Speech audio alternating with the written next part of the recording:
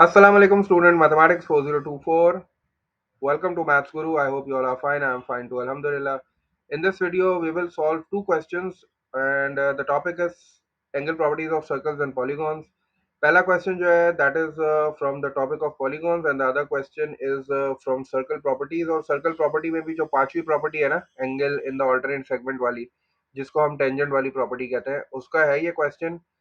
These two questions are taken from 2025 recent past paper के ही हैं. मेरे ख्याल से मई जून के ही हैं.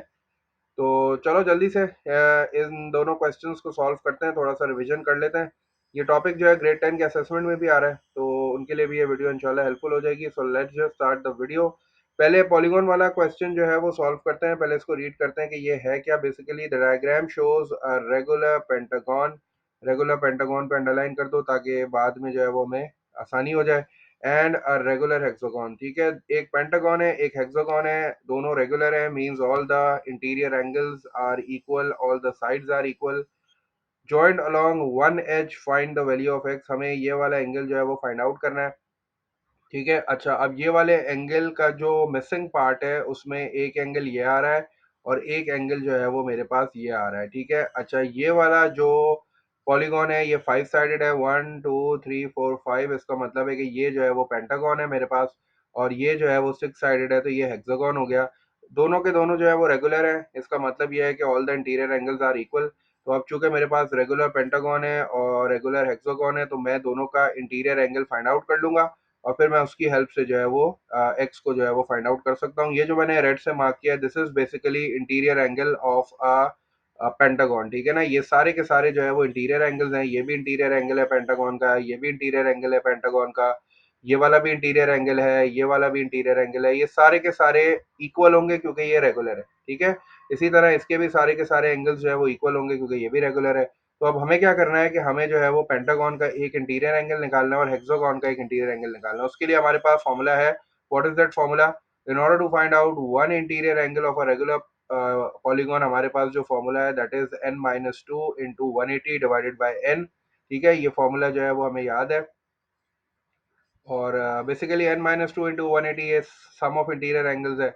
और जब मैं इसको नंबर ऑफ साइड से डिवाइड कर देता हूँ तो मुझे एक एंगल मिल जाता है. ये फॉर्मूला मैं यूज़ कर रहा हूँ और मैं दो वर्किंग्स करूंगा, पेंटागन की भी करूंगा हेक्सागन की भी करूंगा. तो पहले पेंटागन की करते हैं. पेंटागन हैज फाइव साइड्स, तो ये क्या हो जाएगा 5-2. एन की जगह पे मैंने 5 पुट कर दिया, तो 5-2 मल्टीप्लाई बाय 180.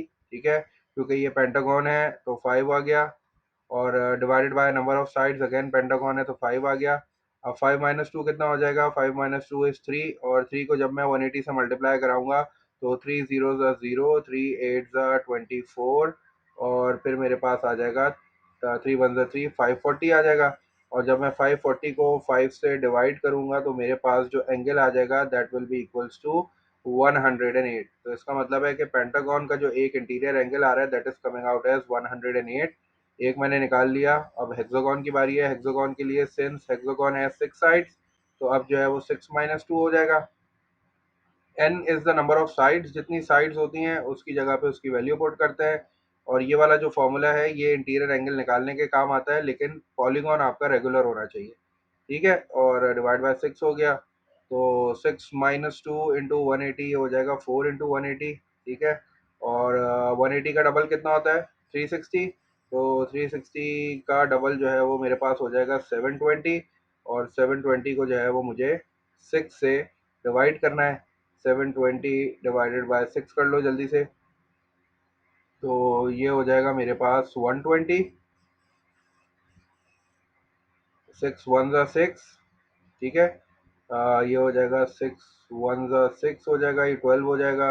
6 2 ज़ा 12 और फिर ज़ीरो लग जाएगा इसके साथ इस तरह. तो दिस विल बी 120. तो एक आ गया मेरे पास 108 और एक आ गया मेरे पास 120. ज़रा इसको फिगर में मेंशन कर दूं तो ये हो गया 108 पेंटागन वाला और दिस इज़ 120. अब मुझे पता है कंप्लीट एंगल कितना होता है. कंप्लीट एंगल 360 होता है. If I move this complete distance, अगर मैं ये पूरा डिस्टेंस कवर करूंगा तो ये 360 हो जाएगा. तो अब मुझे पता है कि 360 में मुझे दो एंगल्स पता है, मुझे एक फाइंड आउट करना है. तो मैं क्या करूंगा जल्दी से 360 में से इन दोनों को माइनस कर लेता हूँ. मेरे पास जो है वो एक्स की वैल्यू आ जाएगी. तो x will be equals to 360 minus 120, और फिर उसमें से भी मुझे माइनस करना है 108। ठीक है, तो 360 में से जब 120 माइनस करूंगा तो आई विल गेट 240, और 240 में से जब मैं 108 माइनस करूंगा तो 240 में से जब मैं 100 माइनस करूंगा तो ये हो जाएगा 140, और 140 में से जब मैं 8 माइनस करूंगा तो ये आ जाएगा 132। तो x की वैल्यू जो आ रही है that is coming out as 132 degrees. अच्छा, एक चीज जो है ना वो कंफ्यूज करती है बच्चों को, वो मैं यहाँ दिखा देता हूँ करके कि ये जो है 108 कैसे आया ना, तो उनको ये एक बेसिक कॉन्सेप्ट है जो कि वो मिस करते हैं, और आंसर जो है वो कभी कभार गलत हो जाता है। तो मैं इसको डिवाइड करके दिखा रहा हूँ, ये कैसे डिवाइड हुआ है। ये 5 टाइम्स 1 इज 5, ठीक है, और फिर आप जो है वो सब्ट्रैक्ट करते हो, सब्ट्रैक्ट करोगे तो आपके पास आ जाएगा 0, और फिर आप जो है वो 4 को जो है नीचे कैरी करोगे। अब 4 जो है वो 5 से छोटा है, ठीक है, तो अब आप दूसरा नंबर कॉपी नहीं करोगे, पहले आप इसको 0 से मल्टीप्लाई कराओगे, तो 5 जीरो सा 0 हो गया। उसके बाद जब आप सब्ट्रैक्ट करोगे तो यू विल गेट 4। अब आप दूसरा नंबर कॉपी करोगे जो कि 0 है, तो ये हो जाएगा 5 टाइम्स 8 इज 40। ठीक है, तो इसका आंसर जो है वो 108 है। बहुत सारे बच्चे जो है ना वो ये 0 वाली बात जो है वो मिस कर देते हैं और फिर वो 18 लिख देते हैं। सही है, तो ये थोड़ा सा जो है वो काम करो अपने कॉन्सेप्ट पे। आ जाओ जल्दी से दूसरा क्वेश्चन भी सॉल्व कर लेते हैं। ये क्वेश्चन जो है ना ये मैंने बताया था टेंजेंट वाली प्रॉपर्टी का क्वेश्चन है। तो अब देखो यहाँ तुम्हें टेंजेंट नजर आ रही है, क्लियर इंडिकेशन है टेंजेंट जो है वो तुम्हें नजर आ रही है, यहाँ सेंटर भी है, ठीक है, और यहाँ तुम्हें एंगल एट सेंटर भी नजर आ रहा है। तो इसका मतलब है कि ये वाला एंगल जो है वो एंगल एट सरकमफेरेंस होगा, क्योंकि मैंने तुम्हें बताया था कि इस तरह की चीज को थोड़ा सा गौर से देख लिया करो। अगर तुम्हें इस तरह का शेप नजर आ रहा है इसका मतलब है एंगल एट सेंटर और एंगल एट सरकमफेरेंस है। तो ये देखो नजर आ रहा है इस तरह, तो ये एंगल एट सेंटर हो गया। ये जो 80 पूरा बना हुआ है यहाँ से लेके यहाँ तक ये एंगल एट सेंटर है, क्योंकि ये देखो ये डी पॉइंट नजर आ रहा है और ये ए पॉइंट नजर आ रहा है, ये दोनों के दोनों जो है वो सेंटर पे भी मिल रहे हैं जाके, और ये सरकमफेरेंस पे भी मिल रहे हैं। तो अगर ये 80 होगा तो इसका मतलब है कि सरकमफेरेंस वाला इसका हाफ होगा, तो ये 40 हो गया। ठीक है, अच्छा अब पहले क्वेश्चन को थोड़ा सा देख लेते हैं। क्वेश्चन में देख के हम जो है वो आइडिया हो जाएगा कि हमें फाइंड क्या करना है। ये हमसे कह रहा है A B C D are points on a circle. अब देखो ए बी सी डी ये साइक्लिक क्वाड्रिलेटरल की इंडिकेशन है, लेकिन प्रॉब्लम ये है कि ए बी सी डी जो है वो ज्वाइन नहीं हो रहे।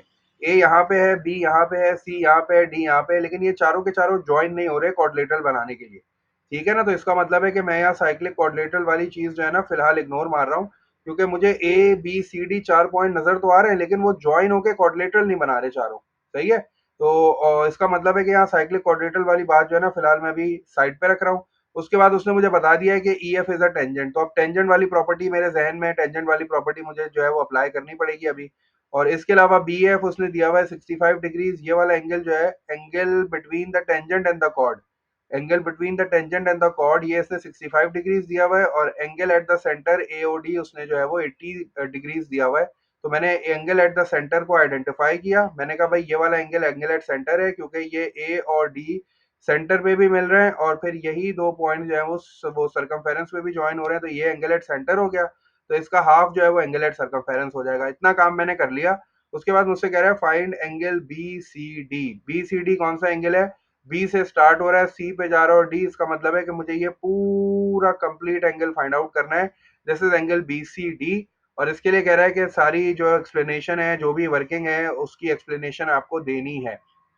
ठीक है, तो सबसे पहले तो चूंकि मैं इसका आधा एंगल समझो, इसका एक पार्ट फाइंड आउट कर चुका हूँ, तो मैं जो है पहले ये लिख लेता हूँ कि भाई मेरे पास जो एंगल डी सी ए है, ठीक है, एंगल डी सी ए जो मैंने अभी फाइंड आउट किया है, डी से स्टार्ट हो रहा है, सी पे जा रहा है और ए ये आ रहा है मेरे पास 40 डिग्रीज। ठीक है ना, और ये कैसे आ रहा है इसका आपको रेफरेंस भी लिखना पड़ेगा।